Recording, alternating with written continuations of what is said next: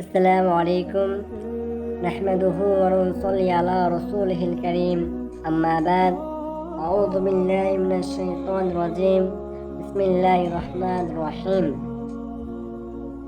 ইয়া আইয়ুহাল্লাযীনা আমানু কুতিবা আলাইকুমুস সিয়াম কামা কুতিবা আলাল্লাযীনা মিন ক্বাবলিকুম লাআল্লাকুম তাত্তাকুন।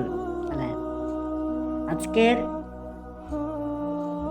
শ্রদ্ধেয় সম্মানীয় শ্রোতাবিন্দু, আজকে যে বিষয় আমি আলোচনা করব ভেবেছি সেটি হচ্ছে শিশু ও বৃদ্ধ অসুস্থ মানুষদের এই মাহে রমজান মাসে তাদের করণীয় কি ও তাদের কাজ কি। এই মাহে রমজান হলো একটি রহমত, মাগফিরাত ও জাহান্নাম থেকে নাজাত পাবার মাস। এ মাস আল্লাহ তাআলা আমাদের উপর রোজা ফরজ করেছেন। এমন আল্লাহ তাআলা বলছেন সূরা আল বাকারা আয়াত নাম্বার 183 মধ্যে বলছেন, ইয়া আইয়ুহাল্লাযীনা আমানু কুতিবা আলাইকুমুস সিয়াম কামা কুতিবা আলাল্লাযীনা মিন ক্বাবলিকুম লাআল্লাকুম তাত্তাকুন।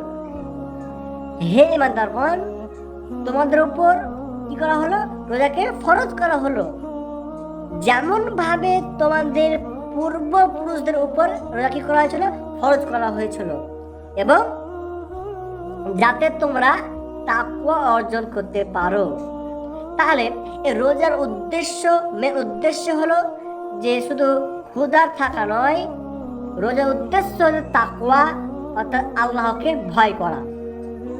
তিনি আরো বলেছেন সূরা আল বাকারা আয়াত নাম্বার 185 মধ্যে বলছেন যে রমজান মাস শুধুমাত্র যাতে কোরআন, এই রমজান মাস শুধু এই মাসে যত কোরআন নাজিল করা হয়েছে তোমাদের মধ্যে যে এই মাস পাবে সে কি করবে? রোজা রাখবে। আর কেউ অসুস্থ থাকলে বা সফরে থাকলে সে যেন কি করে পরবর্তী মাসে বা অন্য কোনো মাসে রোজাটা কি করে নেয়।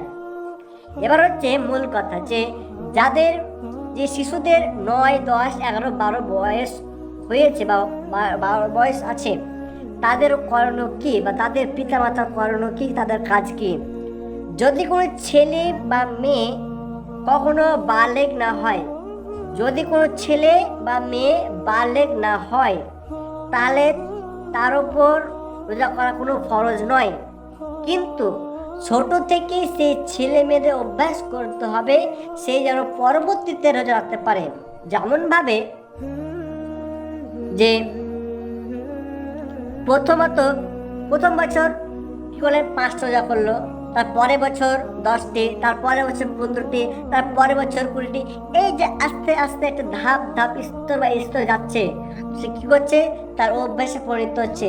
এইভাবে যখন তার পূর্ণ বয়স হয়ে যাবে, যখন সে রোজা করার তার উপর ফরজ হয়ে যাবে, তখন সে কি করবে?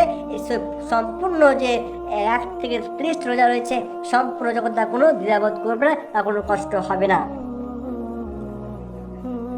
রাসূলুল্লাহ সাল্লাল্লাহু আলাইহি ওয়াসাল্লাম বলছেন যে মুরু আওলাদাকুম বিসসালাত সাবঈন, অর্থাৎ যখন তোমাদের সন্তানদের কি হবে? 7 বছরে পদার্পণ করতে, যখন তাদের 7 বছর পূর্ণ হবে, তখন তারা কি করবে? তাদেরকে সালাতের আদেশ দিবে, অর্থাৎ নামাজ পড়ার আদেশ দিবে। ওরকমভাবে যখন তোমাদের ছেলেদের বয়স কি হবে? 7, 8, 9 পর্যন্ত কি করবে? এই রোজার অভ্যাস তাদেরকে দিবে। এবার আসি দ্বিতীয় পয়েন্ট, যারা বৃদ্ধ, যারা অসুস্থ। এখানে হিন্দু, খ্রিস্টান, যাবতীয় ধর্ম, তাদের কাছে ধর্ম খুবই অত্যন্ত কঠিন, কিন্তু আমাদের ইসলাম ধর্ম অত্যন্ত একটা সহজ ধর্ম। আল্লাহ কারো উপর অতিরিক্ত কষ্ট চাপিয়ে দেন না। যদি কোনো ব্যক্তি সাময়িক অসুস্থ হয়, সুস্থ হলে পরে কাজা রোজা রাখবে এবং পরে বলতে রোজা কি করে নেবে। কিন্তু যদি কোনো বৃদ্ধ মানুষ অসুস্থ হয়ে যায় এবং তার অসুস্থতা ছাড়া কোনো আশা নেই, মানে সে অসুস্থ সারা জীবন থাকবে, এমন যদি হয়, তাহলে সে রোজা না রেখে প্রতিটি রোজার বদলে একজন গরিব মানুষকে খাবার খাবে, ফিরিয়ে দিবে। এ বিষয়ে কোরআনে আছে যে সূরা 184 মধ্যে বলা হয়েছে যে যারা স্থায়ীভাবে রোজা রাখতে পারবে না, অক্ষম, স্থায়ী বলতে যারা কোনোদিনই রোজা, তাদের কোনোদিন কি হবে না, এই অসুখ সারবে না, তারা সারা জীবন অসুস্থ থেকে যাবে, তাদের করণীয় হচ্ছে যে তার একজন মিসকিন খাদ্য প্রদান করবে। হাদিস এসেছে রাসূলুল্লাহ আলাইহি ওয়াসাল্লাম বলেছেন যে আল্লাহ যেমন তার ফরজ বিধান পালন করলে যেমন পছন্দ করেন, খুশি হন, ওরূপভাবে তেমনি তার দেওয়া সহজ বিধানগুলো, সহজ পদ্ধতি আল্লাহ তাআলা যে বলছেন যারা অসুস্থ তারা কি করবে, তারা ফিদিয়া দেবে, অর্থাৎ গরিব মানুষদের খাবার খাওয়াবে, তবে তা হয়ে যাবে। এই যে একটা গরিব মানুষ খাবার খাই আপনি রোজা করলেন, এটা আল্লাহ তাআলা কি করেন, পছন্দ করেন এবং খুশি হন। অর্থাৎ কেউ যদি সত্যি অসুস্থ বা অক্ষম হয় তাহলে সে ফিদিয়া দিলে আল্লাহ তাআলা সন্তুষ্ট হয়ে যান। আমরা বুঝতে পারলাম যে শিশু এবং বৃদ্ধদের করণীয় কি।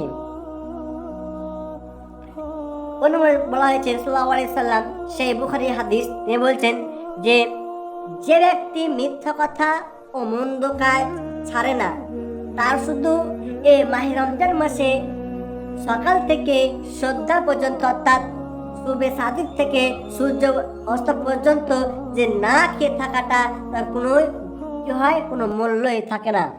অর্থাৎ আপনি বা আমার মধ্যে যদি মিথ্যা কথা আমরা ডেলি বলতে থাকে, আপনি আমার মধ্যে যদি কি থাকে, গীবত ভরা থাকে, আপনি একের কথা অন্যজনকে লাগাচ্ছে, এই অভ্যাস যদি আপনার কাছে থাকে, আপনি এই মাহে রমজান মাসে আপনার শুভে সাদিক থেকে সূর্যাস্ত পর্যন্ত যে আপনি না খেয়ে আছেন, আপনার খাওয়া এবং না খাওয়া দুটোই সমান। অতএব আমাদের আগে হতে হবে, নিজেকে শুধরাতে হবে, এটা হচ্ছে শুধরানো মাস। তাই আল্লাহ আলামিন আমরা যেন এই মাসকে পেয়ে আমরা কি করে নিজেকে শুধরে নিতে পারি, আমরা যেন পরিবর্তন হতে পারে, এটা পরিবর্তনের মাস। আমিন। আসসালামু আলাইকুম ওয়া রাহমাতুল্লাহি ওয়া বারাকাতুহু।